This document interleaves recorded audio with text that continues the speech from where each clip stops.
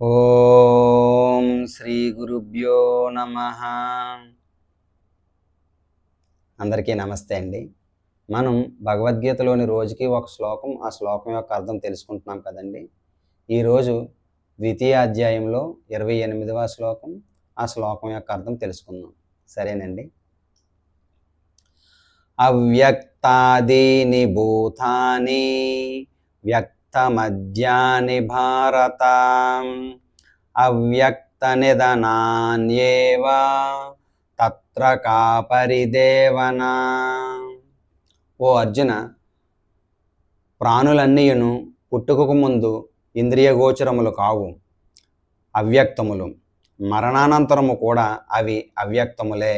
ఈ జనన మరణముల మధ్యకాలమునందు మాత్రమే అవి ప్రకటితములు అగుచుండును. ఇట్టి స్థితిలో వాటికై పరితపించుట నిష్ప్రయోజనము. పుట్టడానికి ముందు లేదు, మరణించిన తర్వాత లేదు. మరి అలాంటప్పుడు మధ్యలో ఈ మధ్య సమయంలోని ఎందుకు ఇటువంటి అనవసరమైనటువంటి ఆలోచనలన్నీ పెట్టుకుంటున్నారు? అర్జునుడికి శ్రీకృష్ణుడు బోధిస్తున్నాడు అన్నమాట. అది అర్జునుడికే కాదు, మనకి కూడా వర్తిస్తుంది. ఎందుకంటే మనము కూడా సేమ్ అలాంటి సిచ్యువేషన్స్లోనే ఉన్నాము.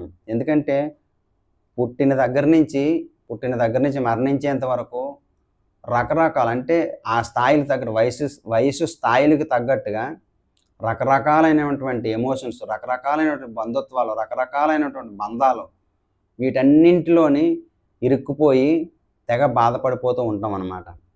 అందుకనే పుట్టక ముందు నీకు ఏమీ లేవు, చనిపోయే తర్వాత కూడా ఏమీ, అంటే పుట్టినప్పుడు నువ్వేమీ తీసుకురాలేదు, ఎవరిని తీసుకురాలేదు, నువ్వు ఒకడివే వచ్చావు. వెళ్ళిపోయేటప్పుడు కూడా నువ్వు ఒకడివే వెళ్ళిపోవాల్సి ఉంటుంది అన్నమాట. కాబట్టి ఈ మధ్యలో పుట్టుకకి మరణానికి మధ్యలో ఎందుకు ఓవర్ యాక్షన్ చేస్తున్నారు అని అర్థం అన్నమాట. ఓకేనండి. రేపు మరొక శ్లోకంతో మళ్ళీ కలుసుకుందాం. హరే కృష్ణ.